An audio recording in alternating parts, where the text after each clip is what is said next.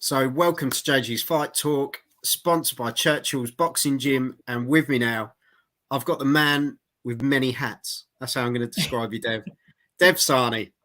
How you doing, Dev? Are you all right? I'm all right, mate. I'm all right. Well done. So you got a sponsor now, eh? Yeah. The gym well that trains Lucy Wildheart, believe it or not. Yeah, Lucy Wildheart of Michaela Mayer late notice fame. Okay, cool. Well done. Yeah, I'm all right. I've got no hats on today, so yes, it's cool. Friday, heading into bank holiday weekend. We're good, mate. We're flying. Well, it's a second bank holiday in a row. I know. We're like, what have we done to deserve this? And fair play. Oh, King Charlie, he's really done us a solid, hasn't he, this weekend? Yeah, I'll give him this one. Yeah, we'll let him have this one. But how are you? Yeah, no, really good, mate. And I really appreciate your time. The first time I came across you was during lockdown when you were doing your lockdown shows. And you seem to be loving it. It was 2020, wasn't it? Yeah, that was scary. That was that long ago. Yeah, exactly. It's mad. That was a moment I needed that. I was feeling a bit like sort of flat with everything, and I just said, well, why don't I interview the fighters from home? And they said, just go ahead, do it. And it's sort of as soon as I managed to get Tyson Fury to agree to an interview on Zoom for that, it was like, okay, this is cool.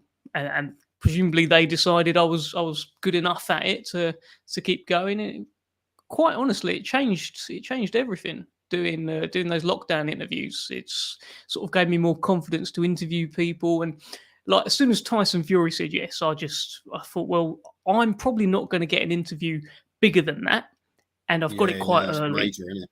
And it's like anything else is just sort of like light work since that. It gave me a real confidence boost. So it was it was good, mate. Long time ago now. 3 years, eh? I know. It's crazy. And to think what you're doing now, I'll just list a few: host, reporter, presenter, content lead for Queensberry Promotions. But you're promoting the other, not promoting, blimey, I won't chuck that at you yet. That'll come in time. You're commentating with obviously Raven the other day. Yeah, that was so I did that for the first time. Out of everything that I've ever done in boxing, and I've been in boxing for 9 years now, that's probably the hardest thing. And like I know that I can talk, I know that I can say stuff, and things will come to me, and I can be somewhat humorous. But it was putting all of that together and like having my notes there on the fighters and trying to explain what's going on when I'm not like an analyst with boxing. I don't know how they're moving their feet and stuff like that to create angles. That's where I need like a Raven Chapman to do it with me. But I can sort of tell the story. But that was it was hard, but I really, really enjoyed it. So I hopefully get to keep doing it. Yeah, definitely, mate. Definitely, mate. As you know, I tweeted you during it. It was just great to see, as you say, where you've come from, to doing stuff at home, to being there ringside, doing the big job, because that's major. That's a major. Well, yeah, I mean, it was the undercard fights. It was 3 undercard fights, but it was for the Queensberry YouTube. But it was good. I guess I've been watching boxing for years and years and years, and I just sort of fancy myself to do a lot of this stuff apart from the fighting, which I definitely don't fancy myself to do. I just like ringing out. So yeah, I could have a go at that. Commentating, it looks really, really hard, but I'd love to have a go at that. And the presenting stuff, I love doing it, and I'd love to do more and more of it. So I've just sort of backed myself and just thought I can do it. So why not give it a go? So where did it all begin? Like, how long ago are we talking here, Dev? Because you seem like you've been around forever, and you're still a young guy. Yeah, I mean, there's a compliment there. Yeah, thanks. Appreciate that. So yeah, I started working at Box Nation in 2014. So before that, I just had like jobs in online marketing, like nothing to do with presenting or anything like that. I just had jobs in online marketing. So the job that I had at Box Nation was like digital manager, and it was to help run the app, the Box Nation app. It was to help them get subscribers for the channel via the website, make the website better. So all of this sort of stuff. So like that's where I've got a good understanding of like how DAZN's working now, because DAZN is kind of like what Box Nation was then. Similar kind of thing where you're targeting, essentially you're trying to get as many subscribers as you can. Subscribers come in for big fights and then they'll leave, but you've got to try and keep them by adding another big fight, all of that sort of stuff. So I was very much on that side of it. And then the whole BT Sport thing happened with Frank, and Frank essentially went to BT Sport exclusively after being with Box Nation a little bit.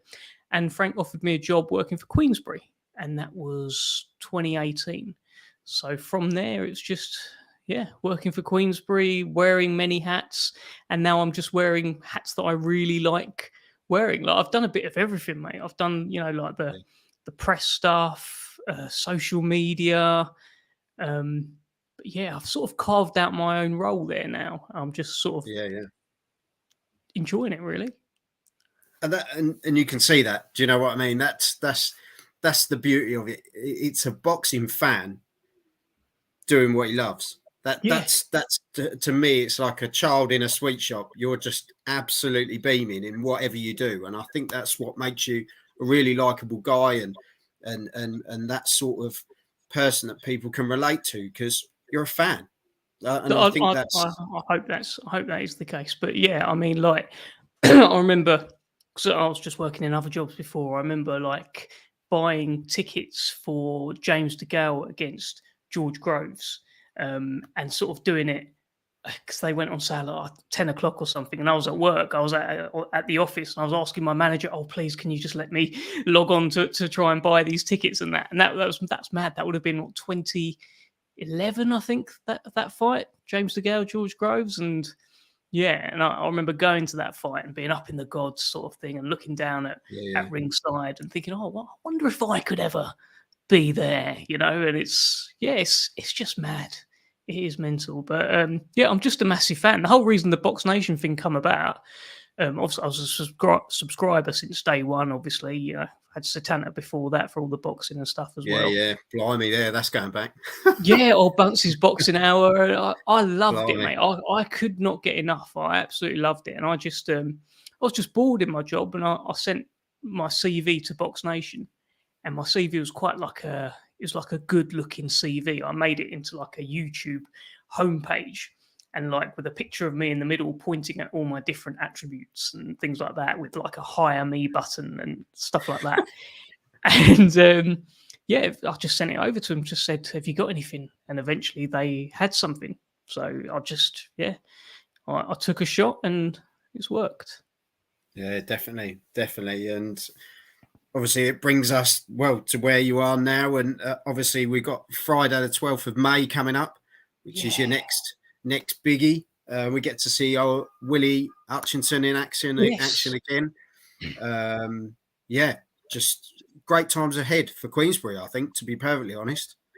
I think so too, Joel. I think so too. I'm looking forward to next Friday's show.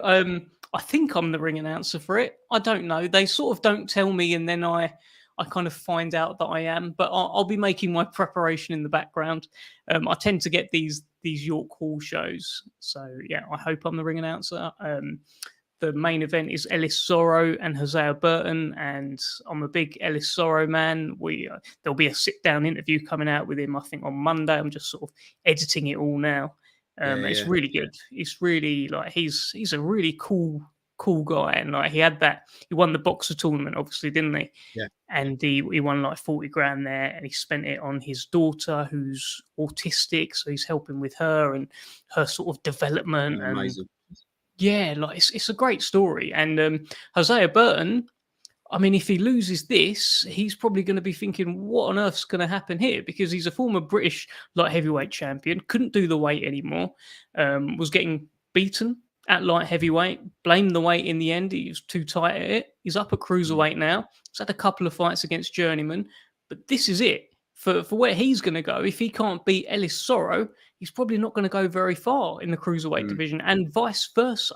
If Ellis Sorrow can't beat a light heavyweight in Hosea Burton, who's, you know, maybe he's seen better days. We don't know yet, but it's a great sort of crossroads fight. So I'm very excited. Massive division. Oh, mate, yeah, 100%. That's what he wants to get in the mix. Ellis Sorrow wants to get in the mix with all these guys, all the Reactpors and Billum Smiths and all of these guys. It feels like Okole's like up there. I think he's set himself apart as like the top dog. Although maybe with his last performance, the other guys are thinking, do you know what? I could probably, at least have a go at him. Yeah. I'll have a try. 100%. Basically, it's kind of bridge the gap almost, doesn't it? A bit, but exactly. So I think there's a few under him, and Ellis Sorrow is one of them. Yeah, no, definitely. As I say, exciting times for boxing across the board. I've got a couple of questions. Chris has come in and he said, "What's the fight Dev wants to see made?" What's the fight Dev wants to see get made?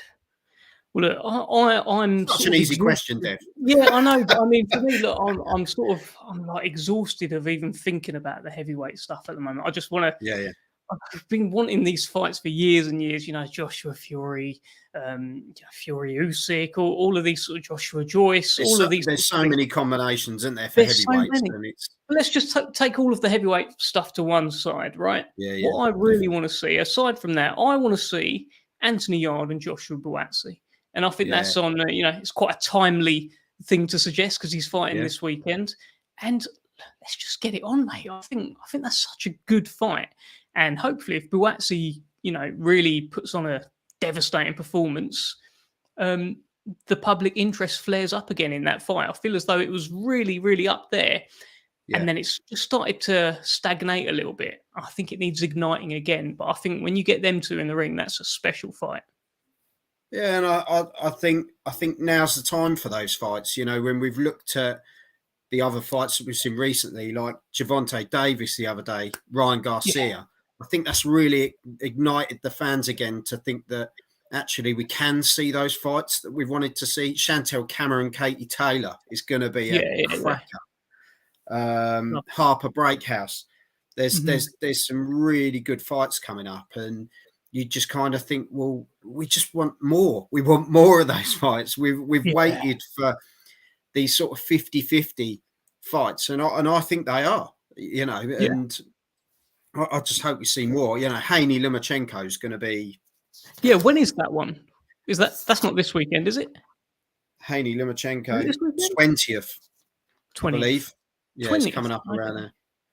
Brilliant. Look, mate, so many good fights, and hopefully, as what you said there about Garcia against Tank, that was a huge fight with network problems and all of these two massive kind of A stars, but they made it happen. They found a way to make it happen, and hopefully that sets a bit. And they got the rewards because it absolutely smashed the box office. It smashed the gate, and well, Gervonta Davis's reputation certainly enhanced. So I don't know if Garcia's reputation is enhanced, or he'll certainly have had a lot of eyes on him that night. So people will be interested in what he does next. But you get your rewards if you take these sorts of risks and you do it. Yeah, I think you get more respect, don't you, for taking those fights? Yeah. You can't. There's so many fighters out there that we look back on now and we go, he ducked him. Or there's always a question mark, whether they ducked him or not. A lot of the time, there's behind the scenes stuff that we don't even know about. Do you know what I mean? At the top level, fighters don't duck. They, in my opinion, anyway, just from what I've seen, it's very rare that a professional boxer who gets punched in the face for a living and gets to punch people in the face for a living would be scared of someone punching them in the face. Like that's what it is. Sometimes they'll have their career carefully managed to not take a loss and therefore affect their marketability. Sort of structured, yeah. But at the top level, no one's scared of anyone. It's a lot of time it's managers and promoters looking to pick the right spots to make their guy the most money. Timing, isn't it? Timing a lot of the time. That's it. Yeah. So I'm going to chuck 3 more at you. Favorite boxer of all time? Nice, easy one, Dev. Do you know what? I actually think it's Floyd Mayweather, just because he's the guy that really drew me into it. It was his fight against Ricky Hatton, which had me captivated. Yeah, And I just sort of followed his career since then. Watched back some old fights as well, and he's incredible. Like I didn't come through obviously in the era of Muhammad Ali. I only caught the late end of Mike Tyson, so I wasn't around that kind of hype. So for me yeah, yeah, personally, it's Floyd Mayweather, outspoken, brought new audience to it, did all the 24/7 stuff, HBO, Showtime, All Access. I loved him. I still do. I mean, even now he's doing his exhibitions. I don't think anyone's really watching these, but it's just cool to have him around. yeah, yeah. It's yeah, the exhibitions. That's a whole different show, isn't it? But that's a difficult one for a lot of people. But as you say, it's just good to see him in and around the sport, Yeah, and to think that the guy, the age he is, and the fitness level he's at, and that he can just come in the ring and do what he does. It just yeah. shows technically he's amazing. Yeah, There's and no other.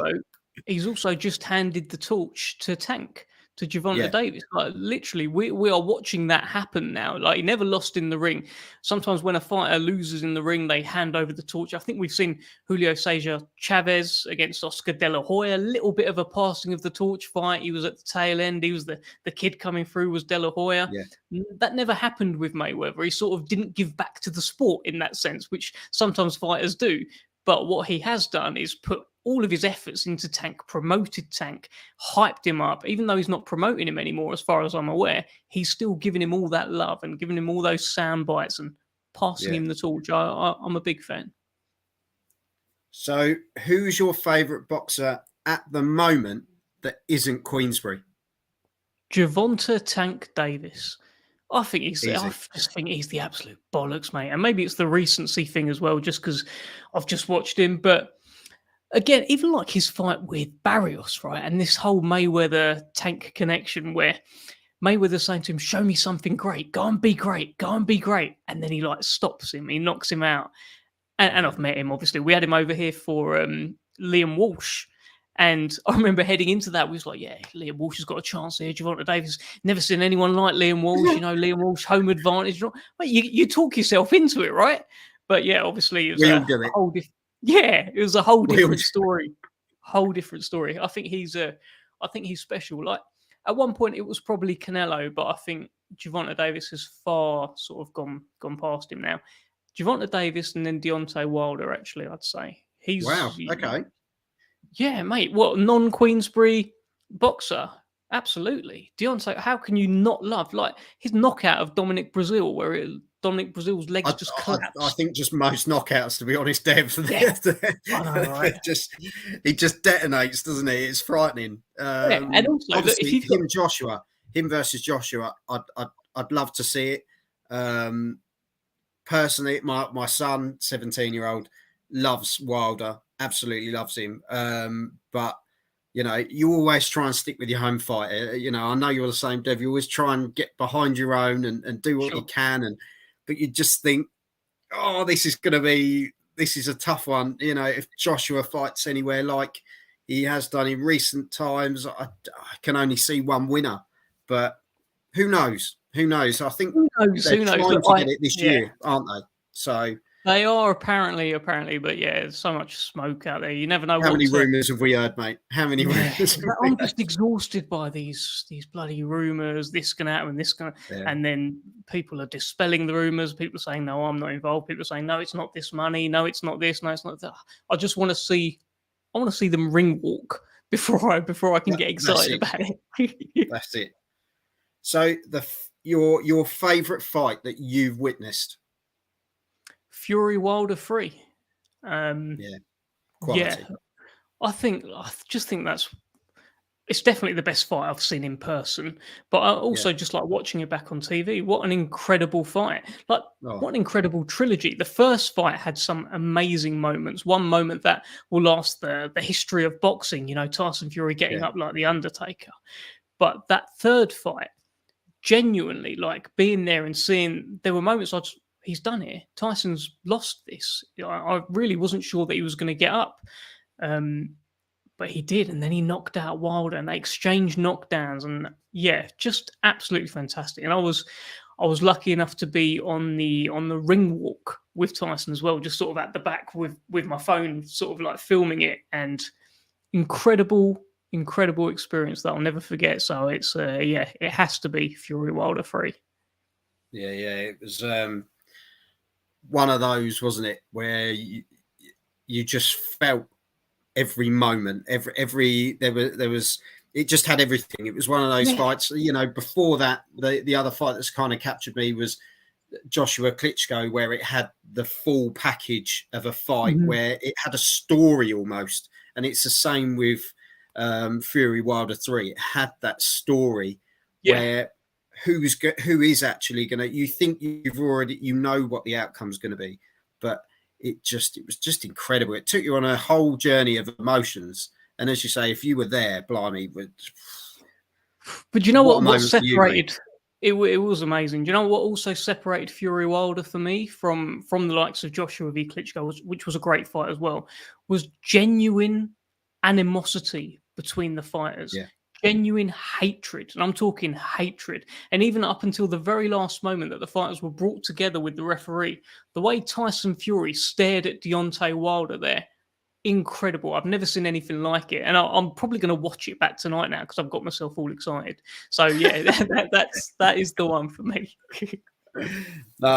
Dev, honestly, you're a star, and as I say, I really appreciate your time. And you know, I started in lockdown doing this, and you know, to see the journey you've been on, watching you do the same thing, you know. Yeah, just love to see people do well, to be honest. Dev, how come we don't see much of Frank anymore? As what Ty's I'm hoping we'll see more of him very soon. He's had issues with his back. I think that's been pretty well documented. So he's getting that all sorted out, and yeah, hopefully we'll see him for maybe this show, maybe the one after that. But we're getting to see plenty of George, which is a good thing as well. He's coming through, and I think he's doing a tremendous job. He's a real silver-tongued, smart promoter as well, and I'm looking forward to watching his rise. Yeah, definitely. But no, honestly, Dev, thank you very much. Cool. And as I say, I really appreciate your time, and love to the family as well. And we look forward to you doing what you do. Whatever hat gets put on, we look forward to seeing you, Dev. I appreciate it, Joel. And you keep up the good work. All this stuff, just keep it up. Just keep doing it, because you never know. You never know who's watching. You never know who's going to suddenly pop into your DMs. Just keep it up. So well done to you as well. Thanks, Dev. I really appreciate it. And all right, mate. Yeah, follow Dev on Twitter. Don't hassle him too much, poor bloke. Follow me on Twitter if you like really shit jokes. Come and follow me. Come and follow me. All right, mate. No, thank you very much, Dev. You take care. You too, mate. Take care. Bye-bye. So you've been watching JG's Fight Talk, sponsored by Churchill's Boxing Gym, and that was Dev Sahni. And yeah, really lovely to have him on. Top bloke, works very hard and deserves to be where he is. So yeah, you've been watching JG's Fight Talk. I'm Joel. Make sure you hit the subscribe button, and I'll see you all soon. Have some of this.